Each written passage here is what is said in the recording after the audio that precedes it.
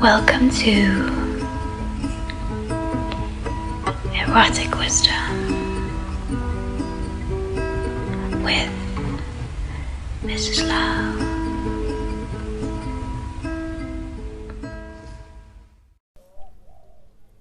Hello and welcome again to another episode of Erotic Wisdom with Mrs. Love. So today I'm tuning in from Bali, from my little joglo, the house with no walls in Ubud. And I'm sitting with Leoni, and that has been one of my students and a teacher from the Sensual Wisdom School in Amsterdam. And she's leaving in 1 hour. We spend a wonderful month together, playing and loving and learning and resting and having a very fulfilling time together. And we thought that maybe we even clap an episode of the podcast just before she goes, because she has some question about the practice of Tantra Yoga that she's been studying with me. And I know many other people have questions, and so let's see if through her I can answer some general questions, and let's see where this conversation wants to go. Yeah. So maybe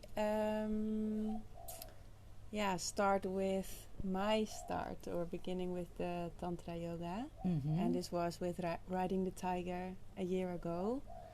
And for me this was a totally new experience of yoga, and for me the most profound practice maybe in that time and moment of the training. And I'm just super curious about actually what is it, and how did you came into contact with it. So maybe start with what is Tantra Yoga in your words. It's funny because you've done it and you still have this question, because it's a mystery unfolding. That's, for me, is a revelation. So Tantra Yoga, which now I call Kama Yoga, because I think Tantra Yoga is a very expanded vocabulary. It's a word that can mean a lot of things. So for a tantric, the yoga is life. So to do Tantra Yoga could mean to be very aware and present in everything you do, and challenge yourself in order to know more of yourself. So Tantra Yoga could mean having a conscious meal, making love, walking, feeling your emotion deeply. All of this is Tantra Yoga. So this set, which I've learned in India in an ashram called Sri Kali Ashram, that was birthed by a teacher called Bhagavan Shammukha Ananda Natha. That was one of my practice to learn the full name of my teacher. Took me longer. Then it was another asana. And we used to call him Bhagavan Sham in short. And so this asana set was part of a bigger system that comprised also pranayama and bandhas and Ayurvedic massage in the morning, the chanting of the Guru Gita. And so I now call it Kama Yoga to specify that I took an aspect of this bigger system and I blended with the other practices from the same stream of tantric teaching that we could call Shaiva Tantra, in specific Kashmir Shaivaism. And I blended with the teaching of the Tandava and the Yoga of Touch, which I received from Daniel Odier in Europe. So I am blending now in my school, the Tantra School of Fascinating Wonderment. I'm consciously blending these two streams, which for me use two different techniques, but express the same essence by all means. And so Kama Yoga became the asana set that is normally 1.5 to 2 hours, that I've learned in Sri Kali about 6 years ago, and is performed by lying on the floor completely. And for me, I really took it on, and I'm so glad to hear when people like you that are exposed to so much, that are a seeker already, that have looked for experiences, are so touched by this practice, because this is not a wham bang experience. It's not the big tantric revolution that some people goes to tantric retreat and is a big high. This Kama Yoga really meet you in the quiet places of the body, and that's how he met me. And that's where the places where I felt the most nourished and sustained, and where I felt met in my deep intimacy, where the practice really, it held me by my hand and allowed my true self to gently start to reveal itself. And it changed my life from the quiet places.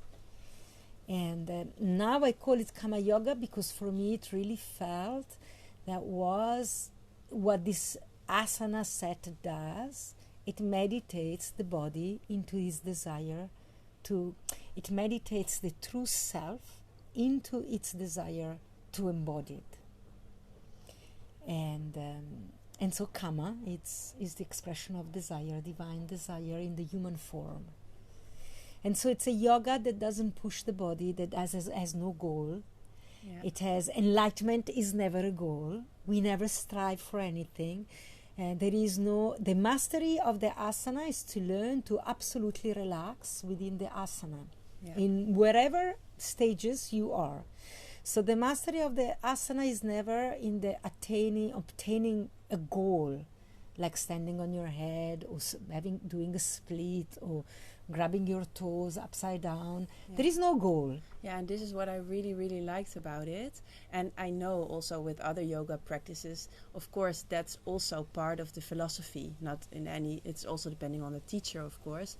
But because you very consciously connect it and repeat it also, I found it way more easy to remember this truth and connect it to a bodily experience. And this was for me really unique, actually. Yeah, and it's meant to be that way.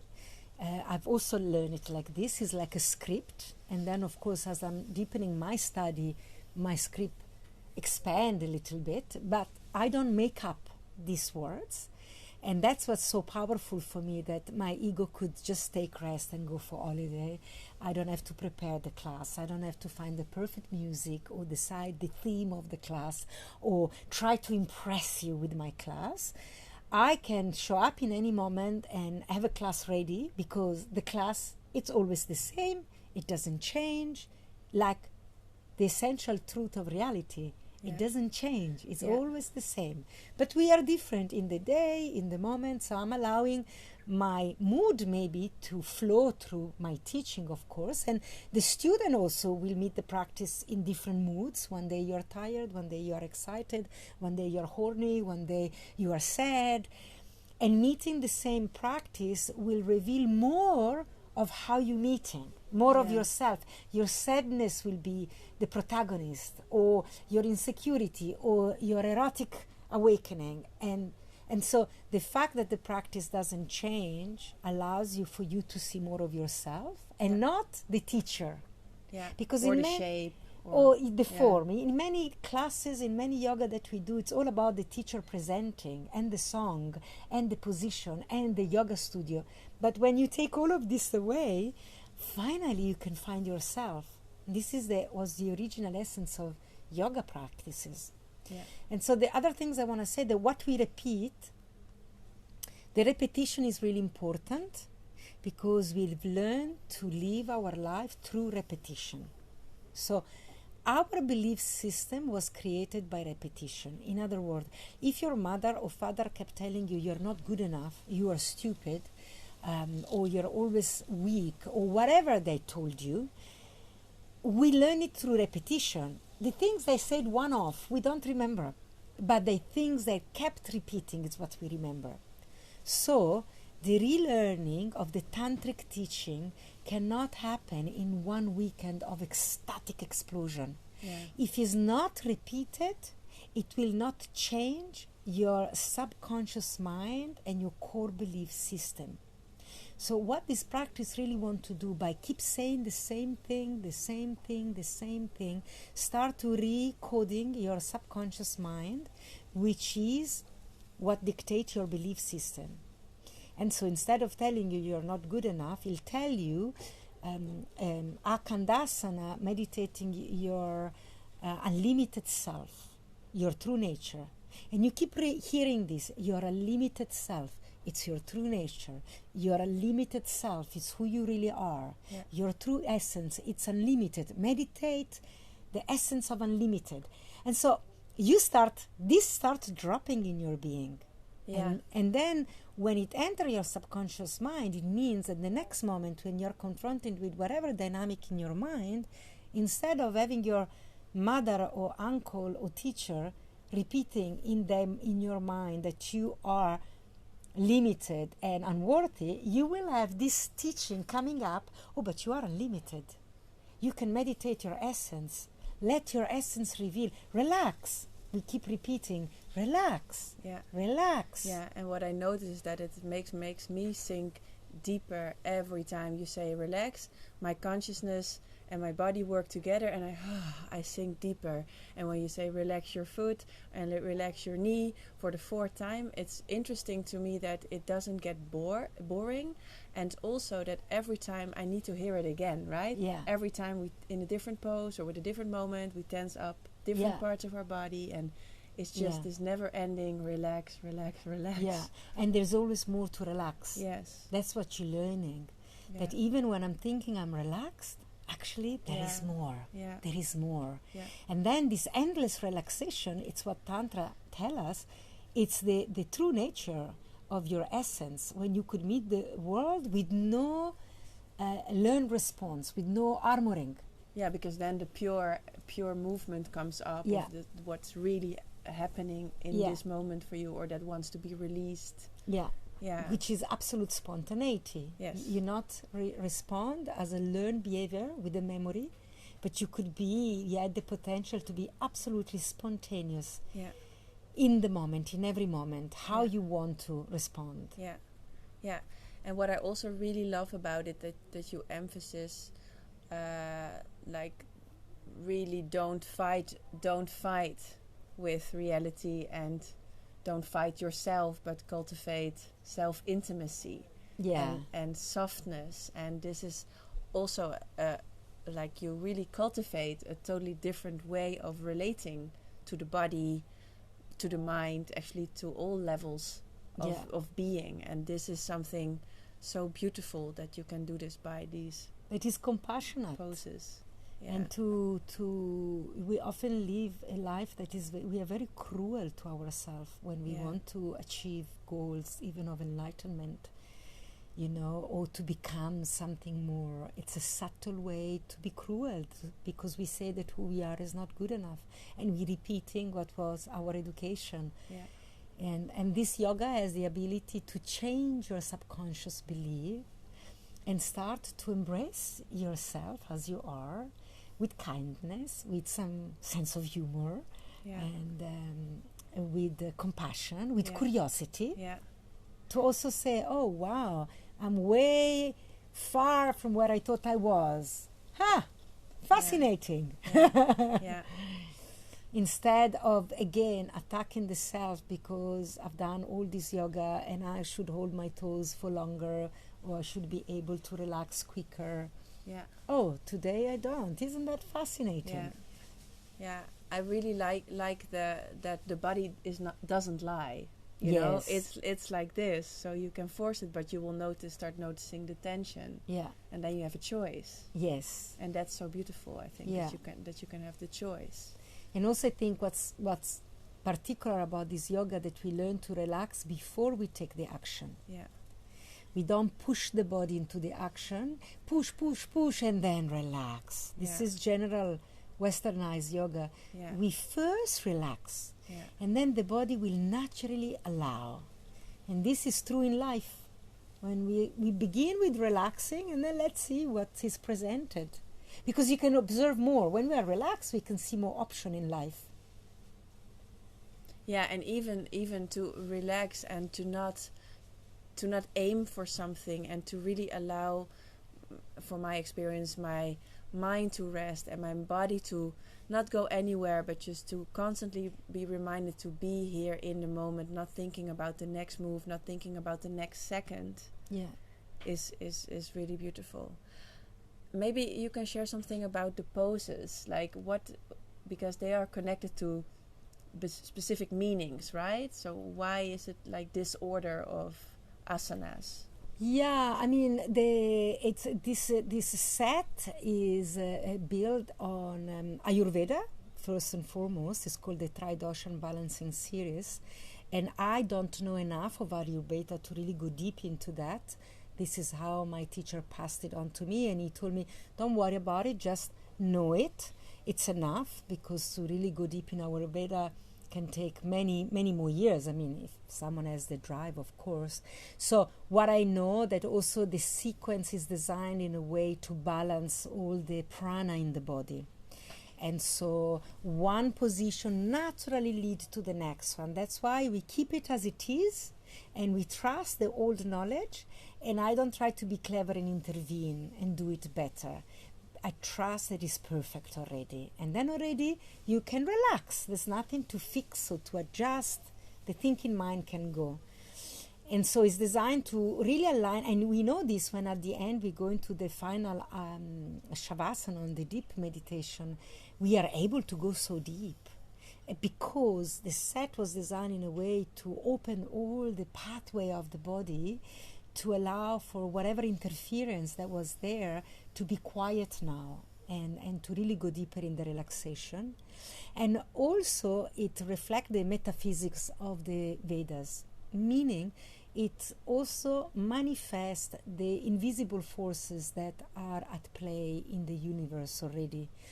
And this is, we hold this back a little bit. We share this with more of the advanced student, because sometimes when we share this meaning too quickly, people tend to get stuck in the meaning of the asana, and instead of having their own experience about it. And so this means that, and then we're forcing a response in the body that is intellectual and is not spontaneously and sensorial. And so just trust that the sequence represents the metaphysics of the truth of the universe. Let's call it the DNA of the universe. One of my friends called it that. I really like. He translated the metaphysics as the DNA of the universe. So it's invisible. And then with our body, we take forms and shapes that also represent that. We go into creation, fullness, emptiness, manifestation, dissolution. We follow all the basic, the essential rhythm of life before we engage in the detail of my humanity. That I'm a man, I'm a woman, I'm a wife, I'm an husband, I have a job, I'm a parent, I need to do things right, I'm sick, I'm healthy, I'm blonde, I'm Italian, I'm a lawyer. These are become all details. And the metaphysics really manifests in the essential nature of being a human being. Yeah. And so the yoga really expressed that. Yeah, I really love it that I did many types of yoga, but I never did the poses in a way that I did it with this frame of mind, I think also, because you bring in the mind in a way, right, to give it direction. Yeah. But to sense it on such a deep, beyond the duality actually level, like it feels really timeless, and to experience like the poses and to be that you connect with something that's for the mind so abstract, but for the body it's home. There. It's home. Exactly. And to feel it's that. Because, and we say this, Tantra yoga teaches the body to meditate itself. Yeah. And I think in many other yoga practice, we use we objectify the body to go into an asana that will allow my mind or my ego to transcend, to understand, to overcome. And I'm objectifying this body, I push it, I force it into position for a goal that is beyond the body. Yeah. as much as we culture the body, we don't culture the body finalized to itself, but to get me somewhere. Yeah. And so in this yoga, we don't objectify the body, but we understand the body as a divine tools to realize oneself. And so we meditate the body, we understand that the mind, it's in the body, that every cell in the body is intelligence. And so we stop the ego from overriding, and we go back into to listen to intelligence of the body. And so the asana are almost an excuse, they are a byproduct to start to understand the intelligence of the body. When the body moves at its best intelligence. So when we move in the body, we massaging the organs, we opening pathway for prana. So we culturing the intelligence of the body, and we can listen to that conversation instead of forcing the body in whatever position without listening to the body. And I always find that the contemporary yoga is really fast and look at alignment of bones and muscle, but it never gives you enough time to feel the body in that posture. By the time, in my experience, by the time I enter the posture, we were ready to move into the next one, and I was always catching up with something, running towards somewhere, and we were striving for precision. Where in this yoga, we are not interested in precision, because we also understand that everybody's got different measurement, different level of flexibility and different measurement. Some people have the upper body longer than their leg. Some people have their arm heavier than their torso. Yeah. It's how it. And so the different. asana would look different. And so if we putting our measurement in how the asana look, we're striving to be all the same, which we are not. And we want to culture our individuation also in the way the body express itself. Yeah. And I was thinking, in a way, maybe me, but also other people can think, okay, but it sounds a bit similar to yin, in a way, yin yoga, right? But I did yin yoga, and it feels different, but can you say something about what for you maybe is the difference? I did yin yoga just a couple of times, so also I'm not really an expert to talk about that. My experience that the main things is what I mentioned before, that in yin yoga we were pushing, and then relax. And it's completely opposite here. We learn to rest first and then to go. And also to call it yin yoga, again, we acknowledging a polarity, so that there is a yang and now we're doing the yin. And in the Kama yoga, we're doing everything. We're doing life. And life has a bit of both all the time. And so I noticed a lot of this also in this new wave of feminine current that is happening. The more we calling the feminine, the more we also acknowledging the masculine, and we acknowledging polarity. And so for me, the next wave should be the inclusion of all. I like that. And so the Kama yoga has a bit of both, because the teacher invites you into some position, so there is some linearity to align the body in certain way, and we do that as we relax, so that the relaxation and the movement start happening at the same time. And in yin, again, you have the movement and the relaxation. And also I found, the eyes are open, the teacher will show you how to do it, you want to copy, or you're still striving to go somewhere. And I think what the power of the Kama yoga is that we're doing it lying on the floor, that Shavasana is not at the end, is at the beginning, also at the end, but we start with Shavasana, and Shavasana carry you through the whole set. And so that the important things is to let go even of the idea that I'm doing a yoga posture. A yoga set. And so there's nowhere to look, that we just surrendered. I think like I recognize some of these things also from the teachings that I got from a yin teacher, but I think this can be different. But what now you share this, I also think that what for me is really different is that it is contained in a Tantra philosophy with words and with you putting like a focus on that deeper essence, and for me that makes like a big difference. Yeah. Somehow. Yeah, because you're entering a stream of consciousness. You know, when you do the Kama Yoga, you enter the heart of the Tantras as an experience. And that's the essence of Tantrism, that although we have a lot of conversation about it, Tantra is not a conversation, you know, it's an experience. And so when you do this yoga, you entering a lineage, you entering a philosophy, you enter an understanding of the essence of reality. And it can meet you wherever you're ready to understand it. So for absolute beginners, they will have a taste. And to advanced practitioner, we don't change the practice. The practice is always the same. And we go much deeper. And often we do less. You know, the advanced students are the ones that do the less. And so also there are no level 1, level 2, level 3, because Tantrism has no level. It's the truth of reality.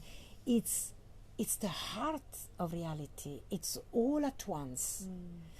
And it's very powerful. I mean, I know this come across as word, and maybe you have a sense because you've done the practice, and some people will think, what the fuck is she talking about?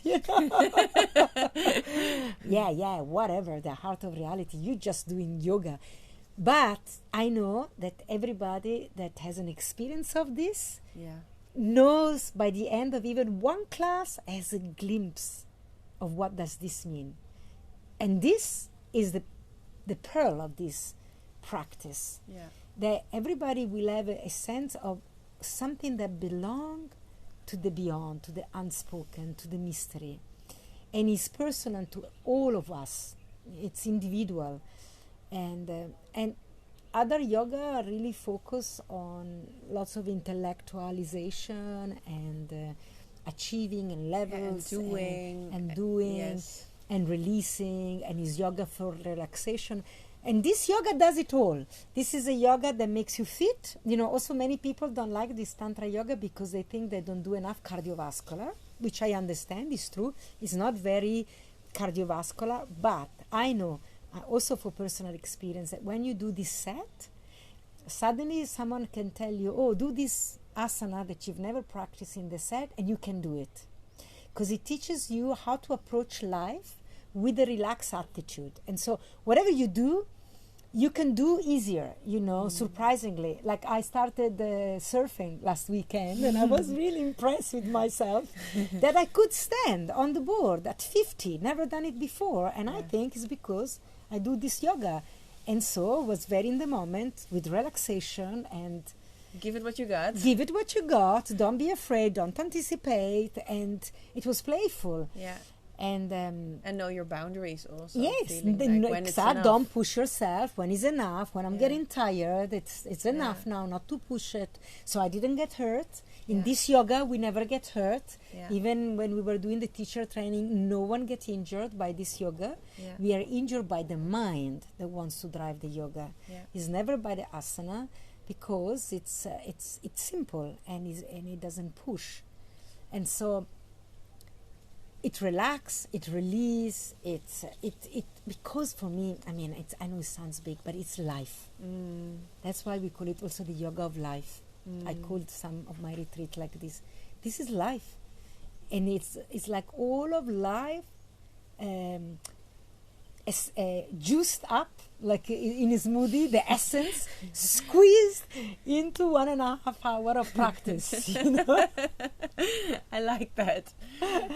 Maybe the soma. yeah.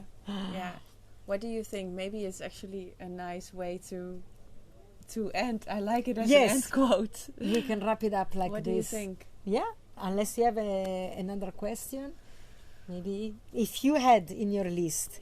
I do have maybe one quick.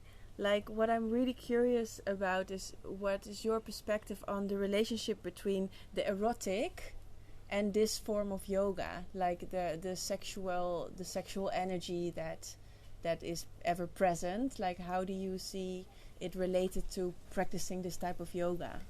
Yes, I think this is the groundwork to do any erotic practice, any practice with sexuality that also concern the stream of Tantra, because we learn by practicing that when you truly relax, your erotic self reveals itself to you. Sexuality, this is our time. Sexuality is always present and moving in the body. It's not something we have to learn. It's not something we have to go and get.